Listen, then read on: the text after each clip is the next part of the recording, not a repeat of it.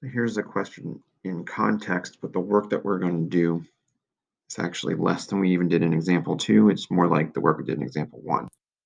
Because anytime you get a question that is asking you um, to find the maximum or minimum of something, then you just find the vertex. The answer to this question is going to be the vertex of the function. Um, Given the context, let's talk a minute about the context here. So the profit that a company is going to make from selling, in this case, looks like headphones, right, is based off of the price. So if you look at the curve here, it kind of makes sense that this would be quadratic. I mean, a little simplified than what actually happens in real life, but pretty close to that idea where if you set the price too low, then you're not going to make enough money because you're not making enough per transaction. And obviously, there's some cost involved in making these headphones.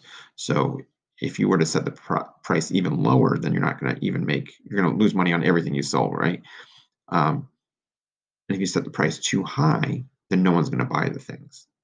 So there's some price that meets in the middle where you make enough money based on the price being high enough, but it's low enough people still want to buy it, right? So what we want to do is find out what the vertex is. That's it.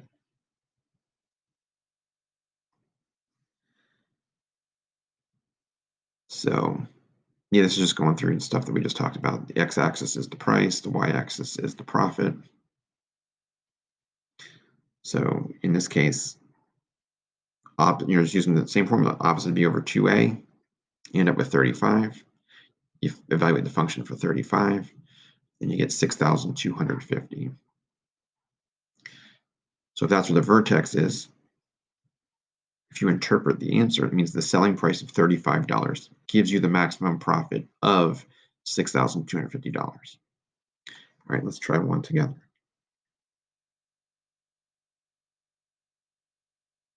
So at this point, I want you to pause it, give it a try, and then we can go over the answer together after you unpause.